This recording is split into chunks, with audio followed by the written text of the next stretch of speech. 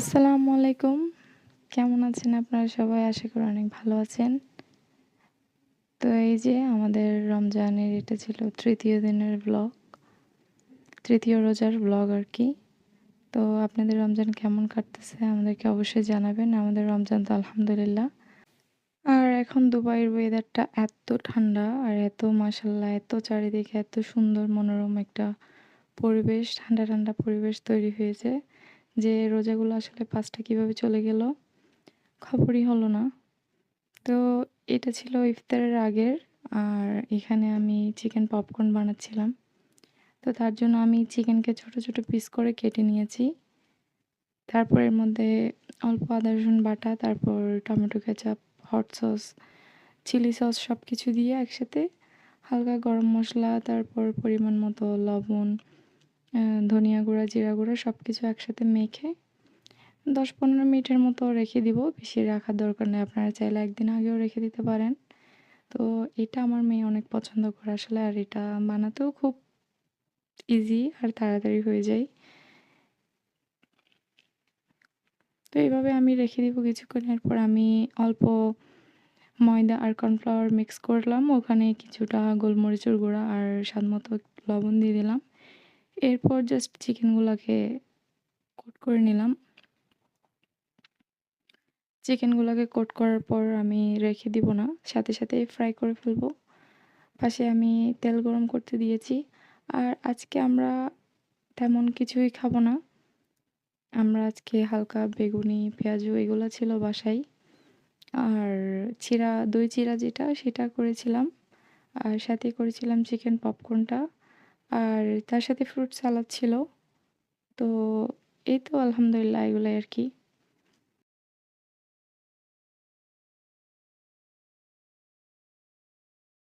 আপনারা সবাই জানাবেন আপনাদের রমজান কেমন কাটছে? আলহামদুলিল্লাহ রহমতের মাস, আল্লাহর রহমতের মাস তো খুব তাড়াতাড়ি চলে যায়। এই মাসে আমরা যতটা পারি আল্লাহর ইবাদত করার চেষ্টা করব। আর নিজেকে সংযত করার চেষ্টা করব।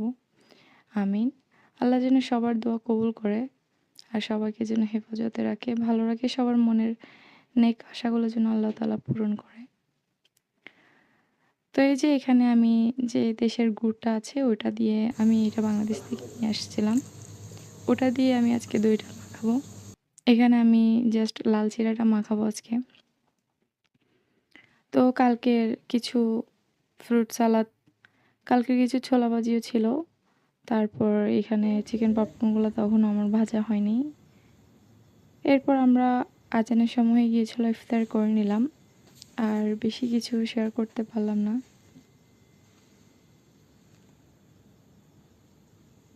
এখন আমি চলে এলাম রান্নাঘরে। আজকে একটু রান্না করতে দেরি হয়ে গেছে। এমনি আমি ইফতারের আগে রান্না করিনি। তো আজকে একটু লেট হয়ে গিয়েছিল। তারপর আমি রান্নাবান্নাগুলো রেখে দিলাম। ইফতারের পরে নামাজের পরে করলাম।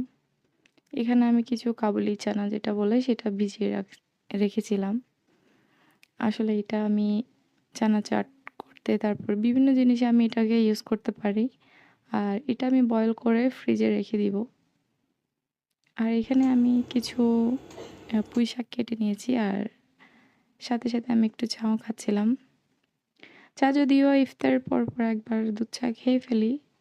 এটা আবার একটু যেহেতু ওয়েদারটা একটু ঠান্ডা, ঠান্ডা একটু চা খেতে কিন্তু ভালোই লাগে। তো এখানে আজকে আমি চিংড়ি ভুনা করব। আর এই চিংড়ি ভুনার ফুল রেসিপিটা আজকে আমি আপনাদের সাথে শেয়ার করব। এখানে আমি হালকা তেলে আগে চিংড়িগুলা হালকা ভেজে নেব। একদম ওভার কুক করব না। জাস্ট ৪-৫ মিনিট ভেজে তুলে নেব। আর পাশেই আমি এই পুঁইশাকগুলো রান্না করব। পুঁইশাকগুলো আমি আজকে একটু অন্যভাবে রান্না করব।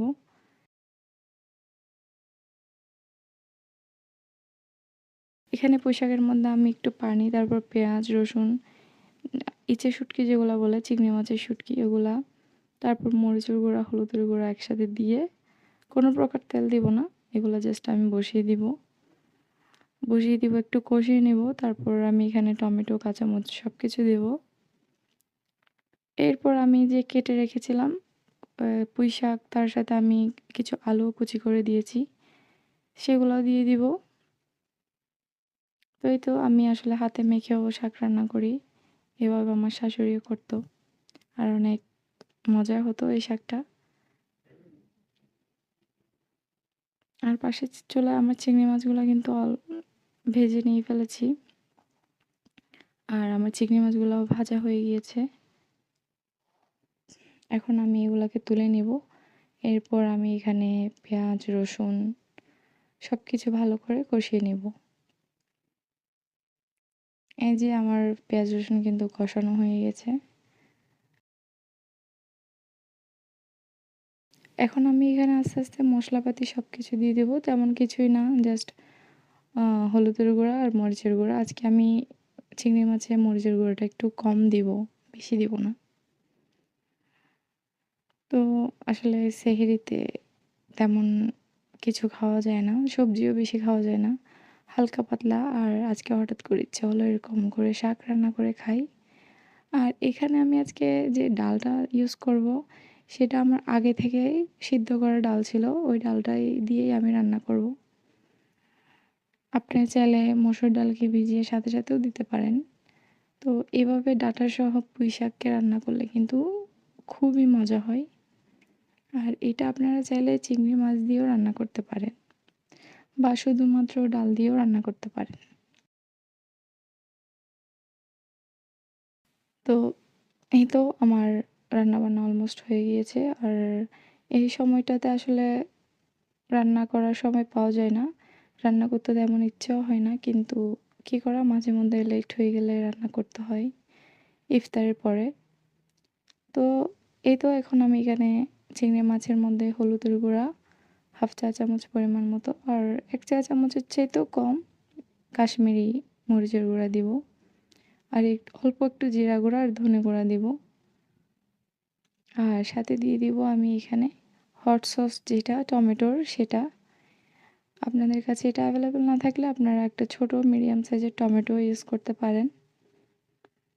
আর একটু টমেটো কেচাপও দিয়ে দিব। আমার কাছে টমেটো সেদিন ছিল না, সেই জন্য দিয়েছি। আর দেওয়াতে কিন্তু খুব ভালো একটা ফ্লেভার আসছে। আর আমি এই হট সসটা ইউজ করছি আজকে। সাথে আমি কাঁচামরিচও দিয়েছি বেশ কিছু। তো সেদিনের চিংড়ি ভুনাটা কিন্তু অনেক মজা হয়েছিল। তো এই তো আমার শাকটা কিন্তু কষানো হয়ে গিয়েছে। আর এখানে আমি আর কিছু অ্যাড করব না, লবণটা চেক করে তারপর আমি এখানের মধ্যে সেদ্ধ করে রাখা ডালটা দিয়ে দিব। আর এই তো আমার চিংড়ি মাছগুলো আমি এখন দিয়ে দিব।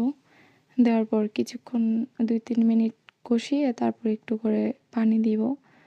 এরপর ছোট করে রান্না করে নেব 4-5 মিনিট। তারপর ধনেপাতা কুচি দিয়ে নামিয়ে ফেললেই হয়ে যাবে। আর এটা খেতে কিন্তু অনেক মজা হয়েছিল। আসলে অনেক বেশি মশলাপাতি দিয়ে যে রান্না করতে হয় তা কিন্তু না। তো এরকম করে চিংড়ি ভুনাটা আমার কিন্তু অনেক ভালো লাগে। আমি মাঝে মধ্যে এখানে নারকেল বাটাও দিই, মাঝে মধ্যে সরিষা বাটাও দিই। তো একেক সময় একেকভাবে রান্না করি। আর এখানে আমি আরও কিছু কাঁচামরিচ দিয়ে দিলাম। একটু ঝাল ঝাল হয়েছিল, কিন্তু খেতে ভালোই লাগছিল।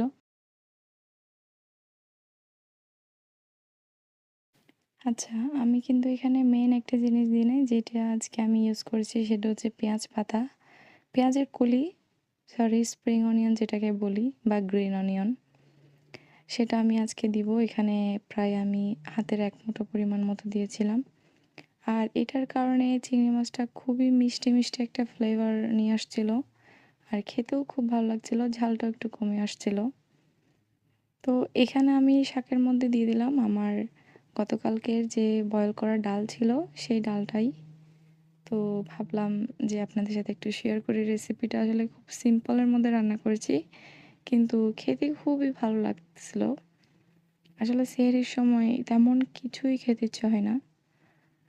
তো এই তো আলহামদুলিল্লাহ আমার রান্নাবান্না শেষ। আমি এখন পুরো কিচেনটা ক্লিন করে এখানে আমি ডিফিউজার অন করে দিয়েছি। আর এটার কারণে আমার কিচেনটার পুরো ঘরটা কিন্তু খুবই সুগন্ধিময় একটা হয়ে গিয়েছে। কিচেনের থেকে একটা সুন্দর একটা সুবাস চলে আসছিল। আর এই যে এখন আমি এটা অন করে দিব। প্রায় 1 ঘন্টা মতো এটা অন ছিল। কিছুক্ষণ আমি কিচেনে রেখেছিলাম, এরপর আমি লিভিং রুমে অন করে দিয়েছিলাম। আসলে এটা অনেক হেল্প করে যখন কিছু ফ্রাই বা কিছু রান্নাবান্না করি, তখন একটু স্মেল চলে আসে রান্না করে। যদিও আমাদের অ্যাডজাস্ট ফ্যানটা আছে, চালু থাকে সবসময় আমার, তাও এইটা আমি অন করে রাখি।